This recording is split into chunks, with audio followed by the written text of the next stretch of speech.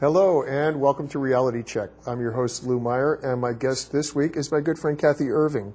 Kathy, thanks for coming on. Thanks for having me. Oh, I'm so happy to have you on this week because you have exciting stuff. Thank you. Which is always what we want to have on the show. Kathy, let's talk about the Seed of Life Garden. We'll run out of time before we get halfway through our talk. So, okay.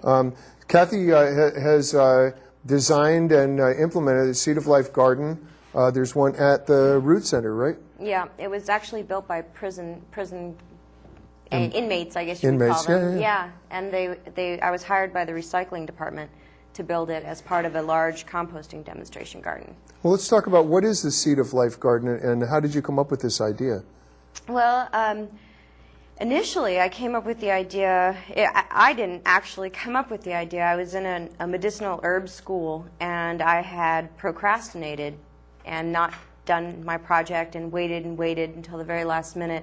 Excellent. And so we had been put through a whole series of exercises where we would ask the intelligence of a plant if they would please show us what they were good for. Mm-hmm. And 25 women would go off in a different section, and they would say out loud, "I'd like to open a coning between my higher self and a plant, and this plant," and we wouldn't know what the plant was. Then we'd come back together once we got our information and share it, and at that point the instructor would read all the chemical constituents of the plant and the medical benefits of it, and at least metaphorically we were all 24 of us right on every time. I mean, you would go and talk to a plant and ask it to give you its medicinal benefits? I know. We were instructed to do this by our instructor at a medicinal herb school. It's a grassroots school called the Dreamtime School of Herbal Studies in Virginia. And so as my independent project, I had decided I would design a healing garden. Well, I didn't do it. So finally, the night before it was due at about midnight, I decided, well, maybe this same series of questions could help with this, because I didn't have anything else to turn in. So wow. I decided I would do the same thing, and I said, okay, I'd like to open a coning between my higher self and intelligence of healing gardens. And would you please show me a garden pattern that would help heal people? And I sat there quietly with my eyes closed, and in about 30 seconds, I saw this pattern. Can we zoom in on this a little bit and let's take a look at the garden itself? So the basic idea, when I first saw it, it was exactly what you see Let's here. go to one, you guys. I think that's one. Thank you very much. Exactly what you see here is what I saw in my mind's eye. And that night I just filled in with a hodgepodge of medicinal plants. Then finally, a couple years later, I saw this pattern again. It was more like this, though. And I said to the person that had it, I said, "Oh, I know that pattern." And they said, "Honey, that's the Seed of Life." And when I looked at my garden again, I realized there had to be, now you can see something here, a ring of flowers, a ring of culinary plants, this ring here, a ring of medicinal plants, and a ring of food. And in that way, it could actually be a Seed of Life garden, because it would hold within it the 4 genres of plants that we consume to stay alive. So once I realized that this pattern had a name and that there was a purpose to it, mm-hmm. I was as surprised as anyone else. It had sat in my notebook without me paying any attention to it for a long time. Well, finally, once it became this, the first person I had over to my house to see it, once I rearranged it in the 4 rings, they said, "Somebody's going to steal this. This is a great idea." And so to prevent anybody from stealing the idea, I started giving it away. So eventually... I love it. It seemed like a great idea. It wasn't mine to begin with, is the way I felt about it, you know. So then I went to, I'd been taking classes at Sierra College, landscape design classes, plant identification classes. So finally, I went to my professor at Sierra College and said, could I do an independent study to document doing a year-long series of classes to teach the installation of this pattern in our community. So that's when you had me on the show last time. And I went to the Nevada County Peace Center. The Peace Center sponsored me to do this year-long series of classes. So they paid my duplicating costs. They sponsored me to do a flower and garden show at the Cow Palace in their little vignettes that they had. I'm going to do it again this year.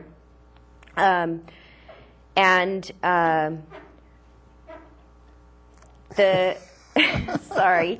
They're working on the studio, so it's you very may hear some odd squeaky pig-like noises that aren't really pigs. I don't think. I apologize. So I launched this year-long series of classes. Well, 55 people came to the first class, and I was completely overwhelmed. The room was packed full of people. I was terrified. I didn't do it very well the first class, but we ended up with about 20 participants that went the whole year, and they paid $5 a class, and that bought all the materials to install it at the Jacobson's Dude Ranch. There was a homeless guy that then, well, he was previously homeless, and then he moved in at the Jacobsons, trading a place there, and he was taking the garden on for a while after the class completed it. But now I'm going back this weekend to put the whole thing back together because it's kind of fallen apart. But it's there, it's functional, and that was completed by this group of students. And I brought in teachers from around the community. If there was a soil expert, I would have him teach the class on soils. Excellent. So then, from there, I was recommended to the recycling department and told that they were going to build a composting demonstration garden at the Wayne Brown Correctional Facility. So that worked very, very well, and it's in existence now. And we had a whole series of teams of people that were in jail at the Wayne Brown Correctional Facility come outside and help me build the garden, and they all did a fabulous job. The quality was really great, and the people were amazing. I mean, they come strutting out, and they're all really tough. I mean, they've had this hard experience, and the minute they see something that's natural and beautiful and with a positive intention, they opened up immediately. It softened them right up. Softened them right up. I mean, within 2 to 4 hours, we knew what the tattoos meant and who the girlfriends were and whether the wife had stayed and everything. It worked really very, very well. So there's a diagram here of that. I was just going to say, so this is the Rood Center, the black and white one here is the Rood Center. Yeah, so here's the Seed of Life garden in the center, and there's a ring of... We may have to adjust the cameras to see what we got going on there. It's fairly difficult to see, but this red light is a pointer that I have in my hand, and this is the Seed of Life garden here, and there's a ring of rocks, so it's actually elevated a couple of feet above the level of the ground. This is the parking lot.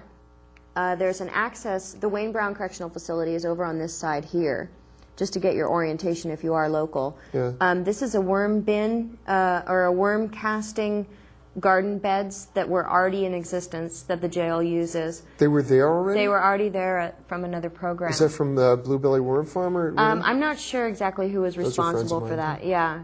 And then here is an existing, they've already built this. It's a little kiosk. It's eventually going to have information all around it and a plant identification, so you can kind of take a tour through this garden and or at least around it if you're not able to go through it, to teach you what all the plants are for. Often we'll use fire safety plants in this situation instead of food because there's a deer problem. This is a pergola, or that's not in existence yet, that will be a place where people can eat and rest. And then there'll be 10 different types of composting systems that are demonstrated, and the Boy Scouts are involved. There's lots of different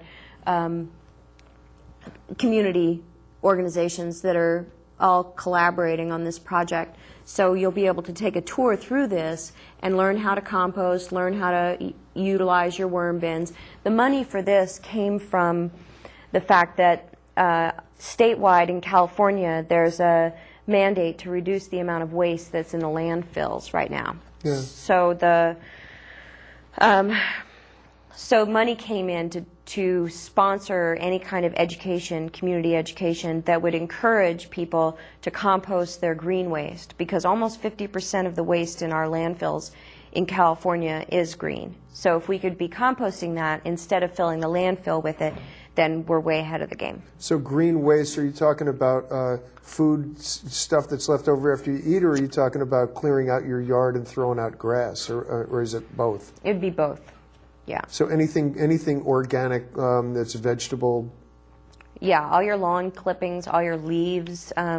It's a little bit more difficult to break down branches. So oftentimes you'll have to chip branches, but Yeah.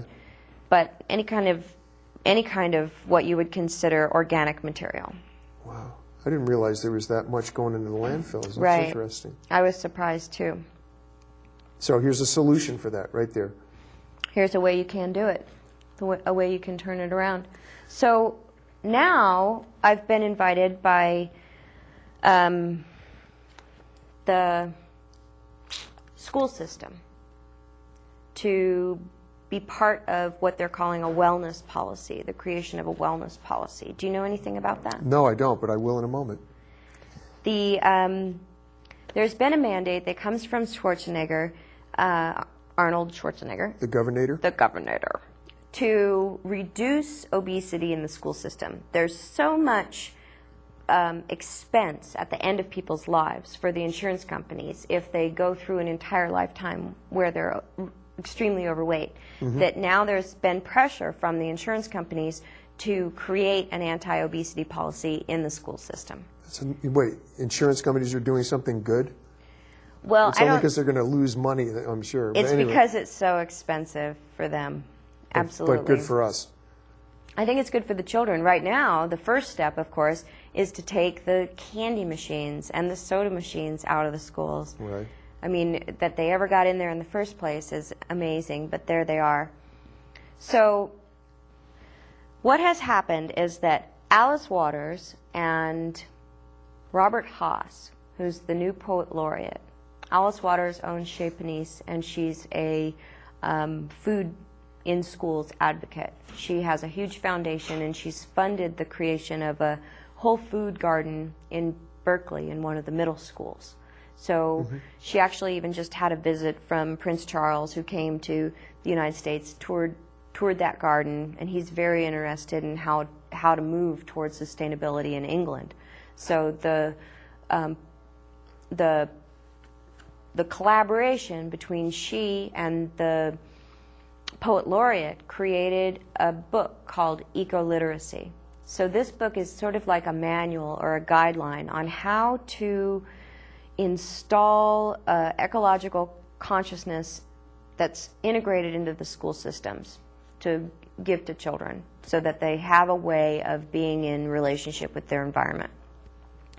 So she was commissioned to create the wellness policy guide that leads the schools in formulating this policy. It has to be implemented by June 20th of 2006, statewide across California. So what I'm doing as part of the committee is to see about using this Seed of Life Garden as a means of linking curriculum to a pattern that the children are gardening in that organizes these 4 genres of plants that we use. So the difference between having just a hodgepodge of little rows of broccoli and a little few strips of onions here on the right, and trying to keep the kids' minds cohesive about the fact that all of our lives are interconnected with our environment.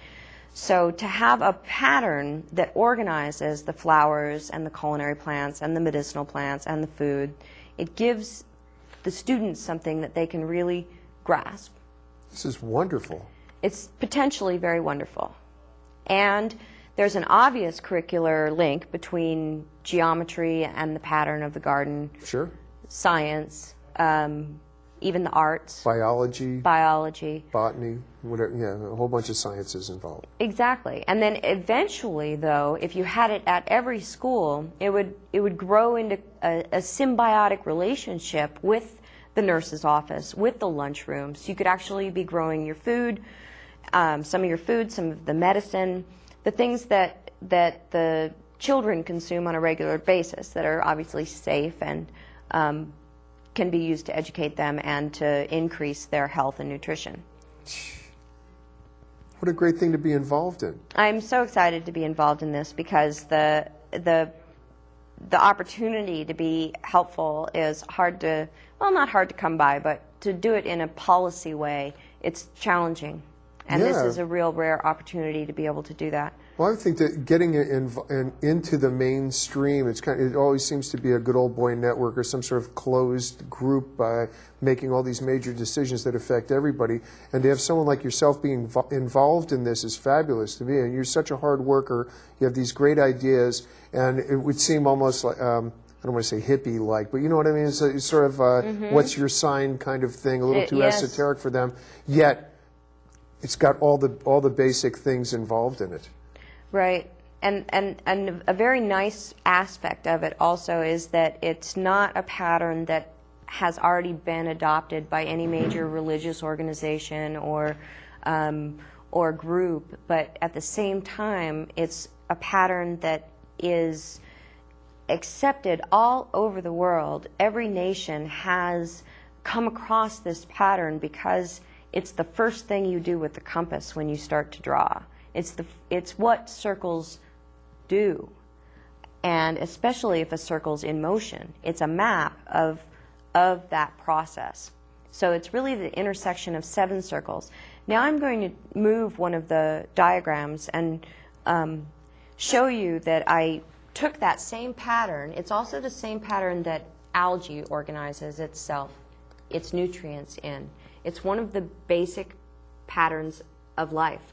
And so I expanded the pattern with the thinking you could expand the pattern and in a way like this and grow larger crops. I don't know if you can see that very well on camera, but the pattern emerges. Now you'll get a very good example of it.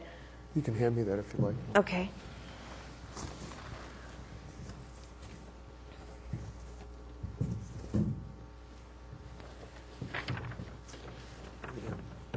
Let's get my pointer again. So this is the, I also have been involved in the Nevada County Community Leadership Institute, which is a program in Nevada County that takes up-and-coming potential leaders and introduces them to all of the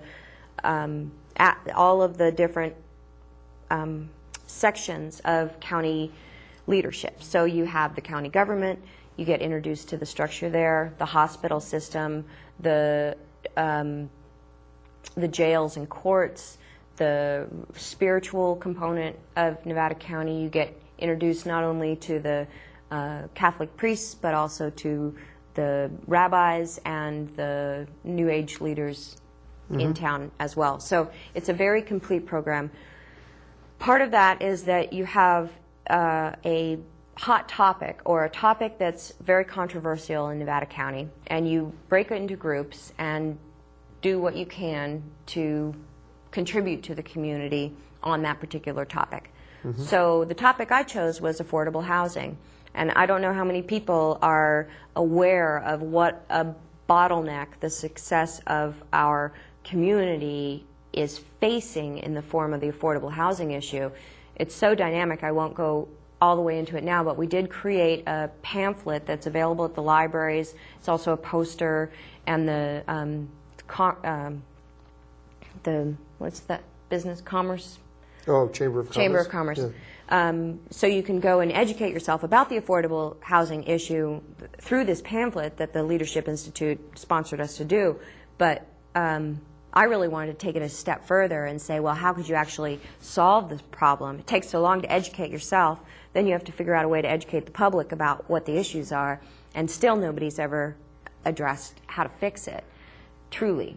It's Right. a statewide So crisis. true. So what I was thinking was that if communities were to adopt 2 or 3 units, workforce housing units or affordable housing units that were pre-approved by the county, it would absolutely streamline the policy process of getting approval for the units that you want to build. It would increase our capacity to apply for grants because the grant money is linked to, there's lots of grant money available for affordable housing. It's a huge issue in California. So the petitions for large numbers of units are the ones that are getting awarded. The petitions for just small incremental installations aren't getting granted. So what we could do if we had a policy that was pre-approved, or a plan that was pre-approved, is that we could apply for those big grants by saying, well, we're going to install 500 of these, but we're going to do it over a 10-year period, and we're going to do it in lots of different places in our county. So your design is a modular design that can be implemented in any size you want. Exactly. Basically. Exactly. So Let's take a look at this, because this is really fascinating. If we can zoom in, also much more colorful. Yeah, than we are, indeed. I know I went a little crazy with the color That's pens. amazing. Okay, so let me describe it a little bit. You can even see the pointer on it. Okay, I don't know. Can you see There this you go. Yeah. a little bit? Okay. Okay, so At those the are the petals in the middle right there. Yeah, so here you'll have a road that's coming across, and there's parking. These are little driveways that come into parking areas. So that's a parking area, that's a parking area, there and there. That would also be used for storage. Each blue spot on the map is a place where you could physically walk or ride your bicycle through an open-air atrium, I'm envisioning full of plants or something, with spiral staircases in the ones that are reaching two-story buildings. In the center is a community center. This is a shade structure that is above an open area down below, and then there would be little micro industries here that could employ people that lived in the community. So this would, all 6 of these would be two-story buildings, but there would be a playroom or children's area here, a bakery, cafe, market, also a certified kitchen, so people could be selling things in the community that were cooked in a certified way. Workshop, tool library here, so people could be creating a micro industry with small arts and textiles.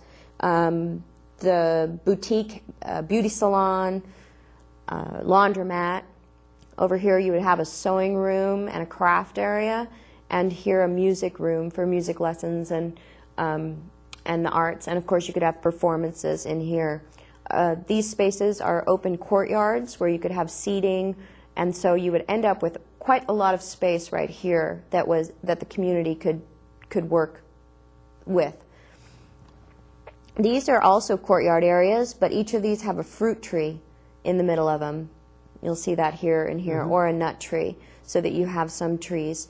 The northern, I was envisioning that these 3 would be facing in a northerly direction, so this would be north, going that way. These 3 would be in the southerly direction. They would have slightly different gardens that they were growing in order to have more diversity. On each unit, like you have here, a full unit where you could just build this as an affordable housing unit and not create it all the way in a community, or you could expand it. Of course, you could link more of these together, but this would be 3 two-story buildings that were 2-bedroom and 3 single-story buildings that had a loft for sleeping and a deck that looked out over the garden. Can I ask you now, for single people. These are unusual shapes. Would you be using some sort of alternative building products to make those, or like straw bale or something that you could manipulate into shapes like that?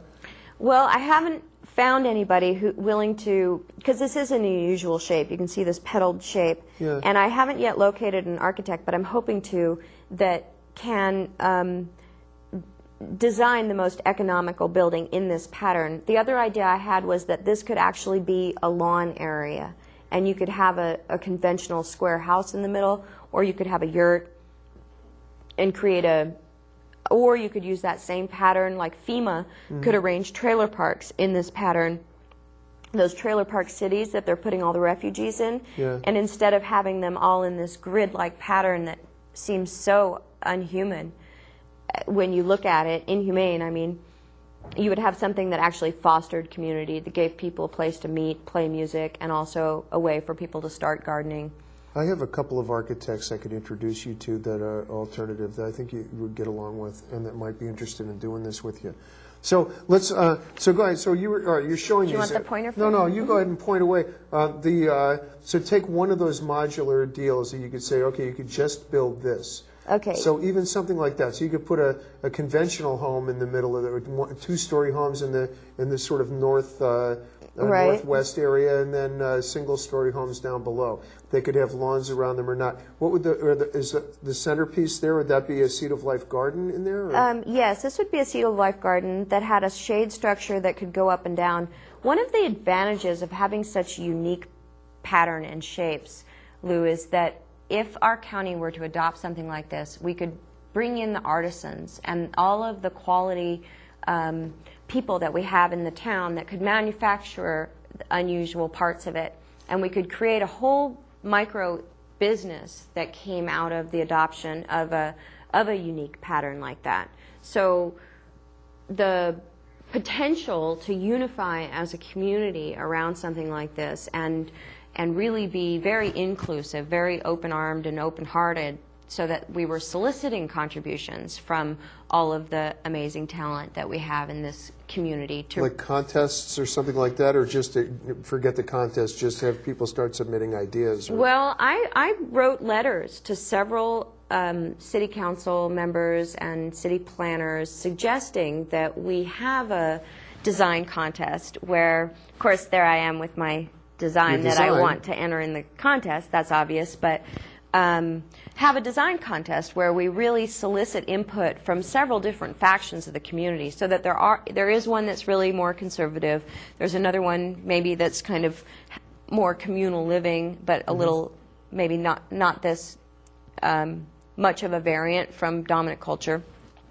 but so that the county could then have several designs that they were choosing from to adopt as what they would encourage businesses to build, say, for their employees. Like the hospital is having trouble attracting nurses and qualified doctors because they can't afford to buy a house here.